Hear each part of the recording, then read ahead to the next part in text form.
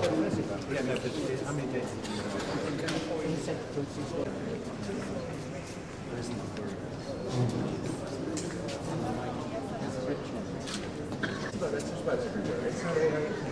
don't know what rituals is, but it's not.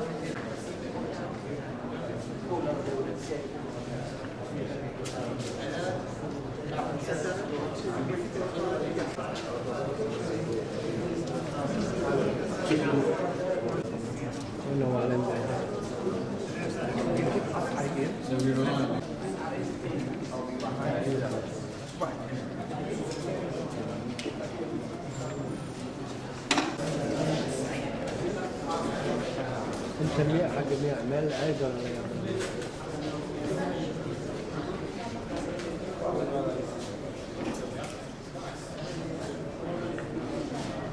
حق متكرر. أها.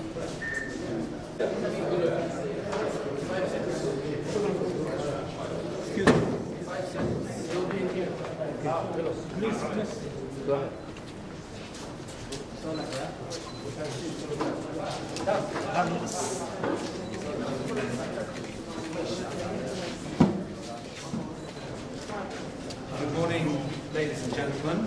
It's my great privilege, I'm absolutely delighted that the Secretary General has chosen Somalia as his first field trip, and as I'm sure he will say, that is very, very significant, both for Somalia and for the United Nations. So without further ado, President, would you like to say a few words? بسم الله الرحمن الرحيم. waxaan halkan maanta sharaf iyo inaan ku soo dhaweeyo Xooghayaha Guud ee qaramada Antonio Guterres oo ah safarkii ugu horreeyay sidii uu u noqday Xooghayaha Guud aad iyo aad ayaan ugu faraxsanahay. runtii waxa uuna halkan u yimid arrimaha ku taxalluqa abaaraha Soomaaliya ku habsaday sidaad ogtihiin xoolo badan iyo dad waxaa bilaabay dadku inay hadda lacdaan oo ay bilaabato xoolo badan ku lacdaan soo kooxdo abaarahan una runtii waxaa lagu taageeraa uu ka geysan karo uu ka geysto adduunkana uu sheego dhibka maantana haysta intuu la egyahay. waxaan ka hadalnay arrimaha security-ga, ayaan ka hadalnay ammaanka iyo sidii dadkaasi dhibaataysan oo tabaalaysan wax loo gaarsiin lahaa. waxaan rajaynaynaa insha allah anagoo ilaahay ka baryana in uu abaarahan ummadda ka dulqaado soo noqnoqonaya. waana aad baan ugu faraxsanahay in uu halkan loogu yimid si uu caalamka u tuso ama uu sheego dhibka xoogga leh ee haysta intuu leeyahay baaxadiisa. Mr. Secretary, kusoo dhow adoo mahadsan.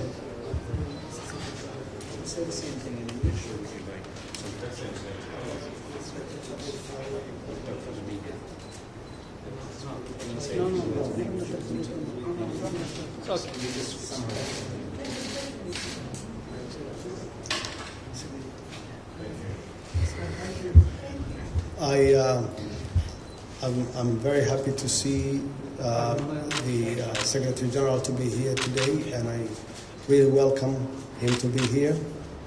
And this is his first trip to come since he was elected to be the Secretary General. And the reason he came here today is to show support and solidarity to the Somali people for this time of humanitarian crisis, which we have a drought, and that may result and may produce a famine if we don't receive any rain in the coming 2 months. This could be a humanitarian crisis, which probably the same as the one we have had in 2011, which we lost 260,000 people. So I'm very happy to see him here and to amplify the magnitude and the crisis of drought, which may result to a famine. And I'm very happy that he's also appealing to the international community how to prevent a famine to occur or to happen in this country.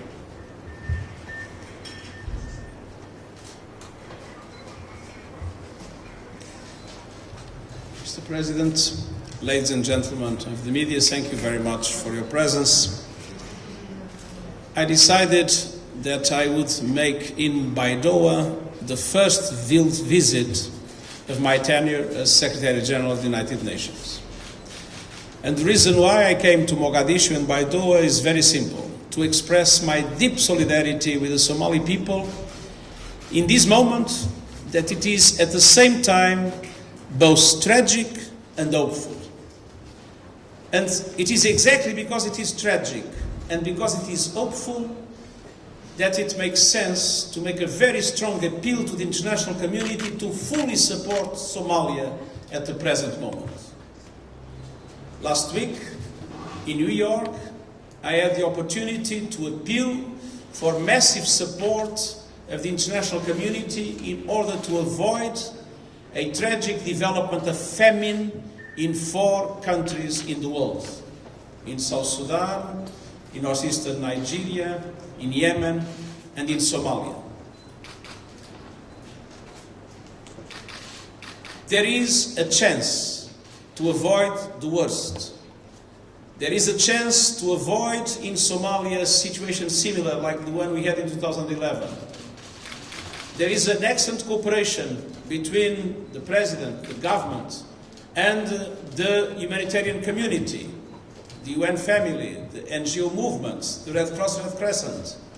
There is a plan of action. There is capacity on the ground.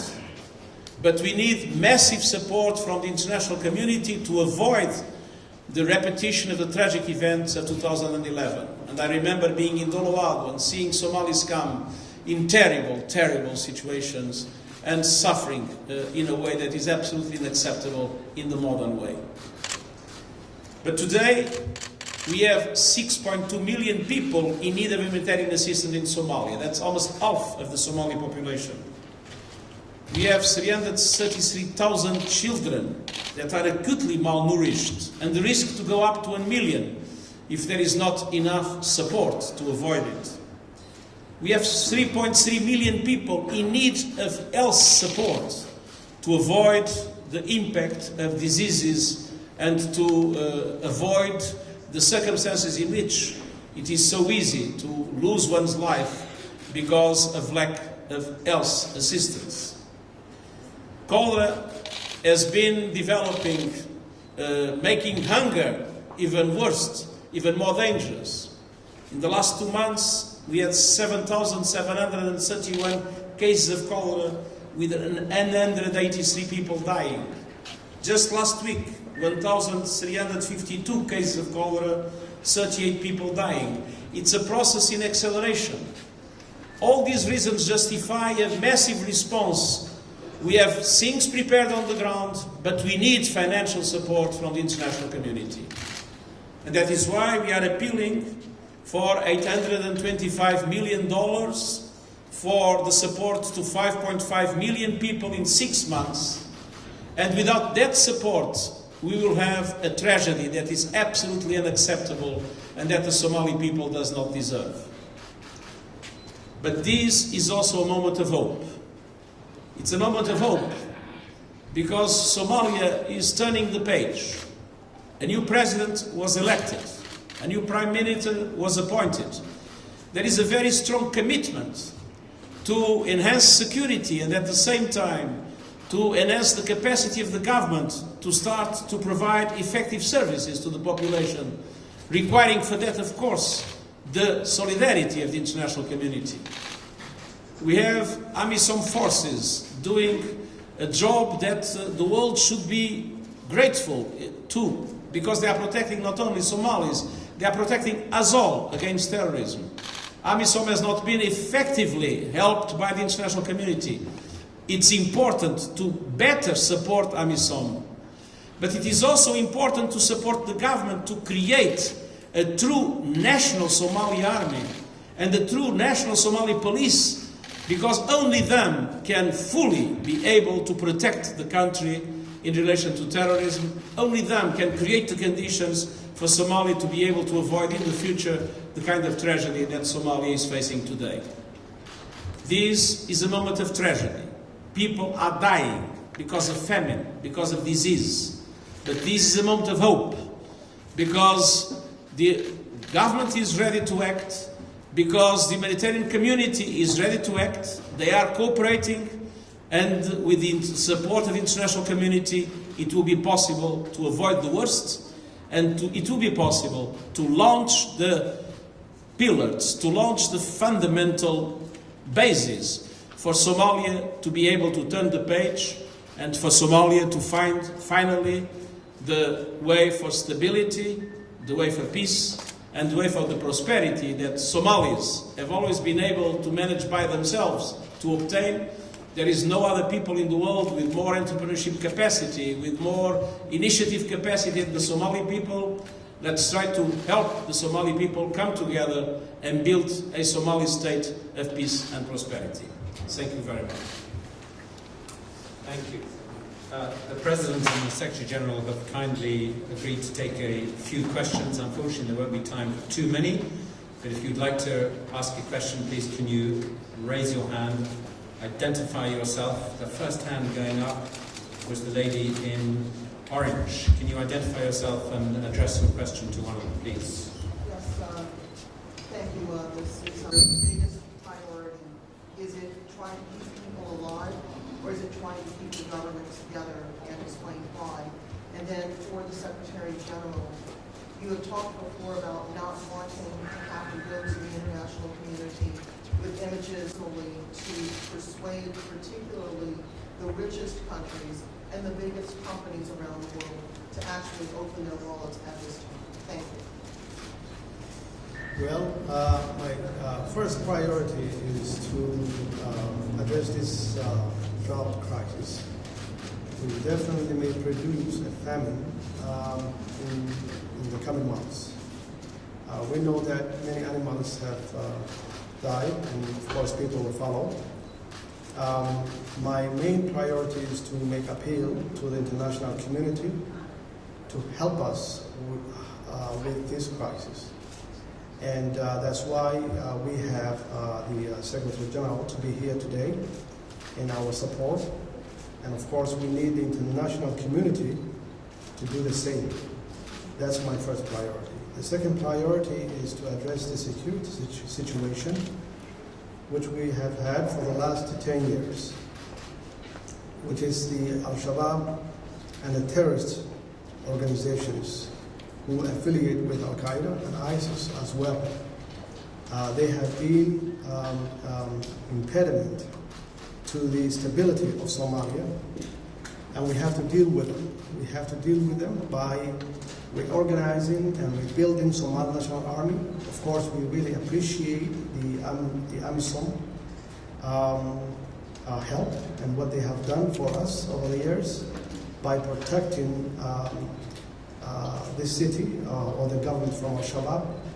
But they cannot do it alone, and we have to do it for ourselves by reorganizing and rebuilding Somali army so they can effectively challenge and fight against Al-Shabaab. I'm not appealing for the generosity of the rich. I'm appealing for the enlightened self-interest of the rich. We live in a world with a multiplication of conflicts. Somalia is one of them. Conflicts are interrelated, and they are related to a threat of global terrorism. There is not only terrorism in Somalia or in the neighborhood of Somalia. There are terrorist attacks in Paris. There are terrorist attacks in other European cities, in North American cities.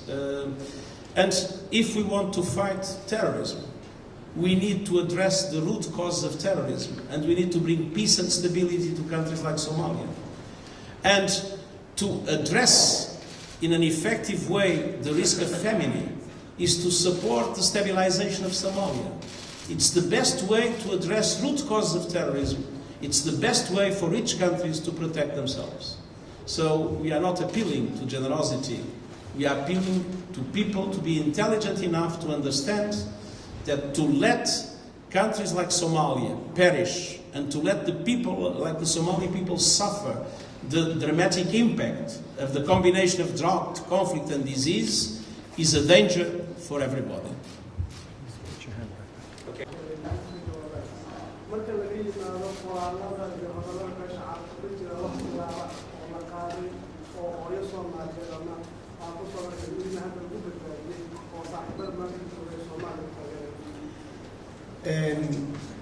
arrintaasi runtii Soomaalida meel kasta ay joogaan waxay bilaabeen inay lacag aruuriyaan haday yihiin dadka diaspora jooga meel walba ay bilaabeen lacag ka aruuriyaan halkan waxaa jooga oo samaysan ururka gurmadka abaaraha oo iyaguna aruuriya lacag aad fara badan oo qof walba Soomaali ah uu qayb ka ahaa inuu ku bixiyo lacagahaas waxaan hubaa lacagaas inay gaareen meelaha qaarkood oo dhibaatooyinka ka taagan yihiin waxaan rajaynaynaa insha Allah beesha caalamkuna inay hadda bilaabaan in ay gaarsiiyaan gargaar meelaha uu dhibka jiro hadda sida uu idin sheegay Xooghayaha Guud wuxuu socdaa Baydhabo inuu soo asas gareeyo xaaladda soo dirso kadibna insha Allah la gaarsiiyo wixii macaawina. I'll take your question in English, please. Now, yes. Reaction to the travel ban by President Trump. Is this fair? Is this a good way to show solidarity with Somalia? Well, definitely we would prefer to see that this travel ban should be lifted. And of course, we have to, because as everybody knows that we have a large community. There's a large Somali community in the United States, contributed to the U.S. economy and the U.S. society in different ways, and we have to talk about what the Somali people have contributed, rather than only few people who probably may cause a problem. And that's why the root cause is how to defeat Al-Shabaab here. And that's why one of my main priority is to... Okay, we're running out of time. This gentleman here, please. But unfortunately, we've got to move on after that. Just a question for the President and the Secretary General. For the President, thank you for having us. Could you introduce yourself? Sorry. My name is David Mackenzie with CNN Television. Mr. President, you received a Make Somalia Great Again hat from the ambassador. Is something like the travel ban a way to make Somalia great? Well, basically that was a good gift from the ambassador, meaning that to show solidarity, to see that Somalia to come back again as a great country, as a good country, that at peace with itself and with its neighbors, and of course that's good term. To say that Somalia should come back. But is this travel ban a way to make that relationship stronger, or does it weaken the self-interest of rich nations? What needs to be done right now to avoid a catastrophe in the Horn of Africa and elsewhere? First of all, addressing the needs of food security of populations that are dying of hunger. We need to combine, build resilience of the populations to avoid the repetition of these crises year after year after year, not forgetting that climate change is becoming an accelerator of this crisis, namely of drought, that is happening more and more frequently and with more and more devastating consequences around the world. and at the same time, the capacity in order to ensure their own security, build their own armies, build their own police forces, support them, build their own institutions, in order to be able to fight. Okay, thank you all very much. Thank you, Mr. President. The ceremonial handshake. Just the ceremonial handshake. Now, Stefan? Yeah. I think the general, we are going to have a briefing now. Yeah. The journalists that